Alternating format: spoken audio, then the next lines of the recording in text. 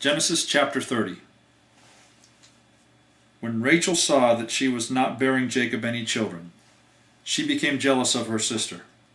So she said to Jacob, "Give me children, or I'll die."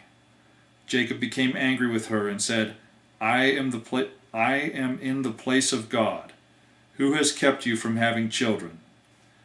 Then she said, "Here is Bilhah, my maidservant. Sleep with her, so that she can bear children for me, that through her I too can build a family." So she gave him her servant Bilhah as a wife. Jacob slept with her, and she became pregnant and bore him a son. Then Rachel said, "God has vindicated me. He has listened to my plea and given me a son." Because of this she has named him Dan. Rachel's servant Bilhah conceived again and bore Jacob a second son. Then Rachel said, "I have a great struggle with my sister, and I have won." So she named him Naphtali. When Leah saw that she had stopped having children, she took her maidservant Zilpah and gave her to Jacob as a wife. Leah's servant Zilpah bore Jacob a son. Then Leah said, "What great fortune!" So she named him Gad.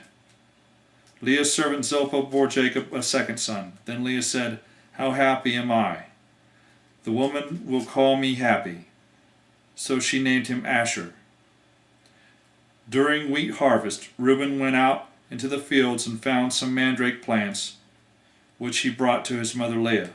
Rachel said to Leah, "Please give me some of your son's mandrakes." But she said to her, "Wasn't it enough that you took away my husband? Will you take away my son's mandrakes too?" "Very well," Rachel said. "He can sleep with you tonight in return for your son's mandrakes." So when Jacob came in from the fields that evening, Leah went out to meet him. You must sleep with me," she said. "I have hired you with my son's mandrakes." So he slept with her that night. God listened to Leah, and she became pregnant and bore Jacob a fifth son. Then Leah said, "God has rewarded me for giving my maidservant to my husband." So she named him Issachar. Leah conceived again and bore Jacob a sixth son. Then Leah said, "God has presented me with a precious gift. This time my husband will treat me with honor, because I have borne him 6 sons." So she named him Zebulun. Some time later she gave birth to a daughter and named her Dinah. Then God remembered Rachel. He had listened to her and opened her womb. She became pregnant and gave birth to a son and said, "God has taken away my disgrace." She named him Joseph and said, May the Lord add to me another son."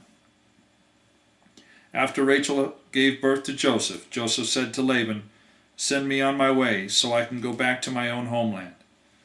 Give me my wives and children, for whom I have served you, and I will be on my way.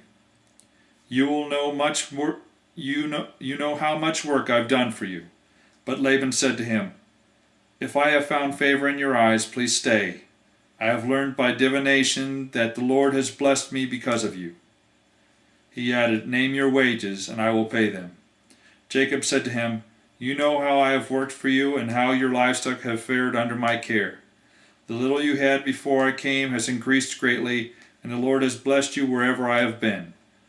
But now, when may I do something for my own household?" "What shall I give you?" he asked. "Don't give me anything," Jacob replied, "but if you will do this one thing for me, I will go on tending your flocks and watching over them. Let me go through all your flocks today, and remove from them every speckled or spotted sheep, every dark-colored lamb, and every spotted or speckled goat. They will be my wages, and my honesty will testify for me in the future, whenever you check on the wages you have paid me. Any goat in my possession that is not speckled or spotted, or any lamb that is not dark-colored, will be considered stolen." "Agreed," said Laban. "Let it be as you have said." That same day he removed all the male goats that were streaked or spotted, and all the speckled or spotted female goats, all that had white on them, and all the dark-colored lambs, and he placed them in the care of his sons.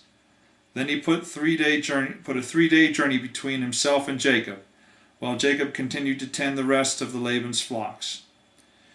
Jacob, who however took fresh cut branches from poplar, almond, and plane trees, and made white strips on them by peeling the bark and exposing the white inner wood of the branches.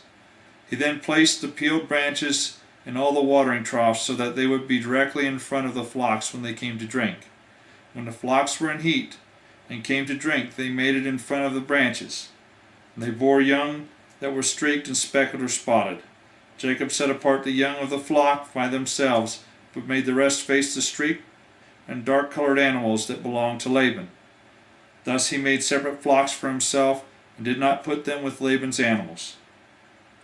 Whenever the stronger females were in heat, Jacob would place the branches in the troughs in front of the animals so that they would mate near the branches. But if the animals were weak, he did not place them there. So the weak animals went to Laban and the strong ones to Jacob.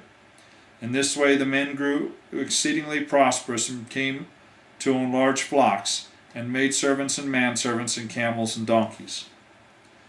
That is the end of Genesis chapter 30.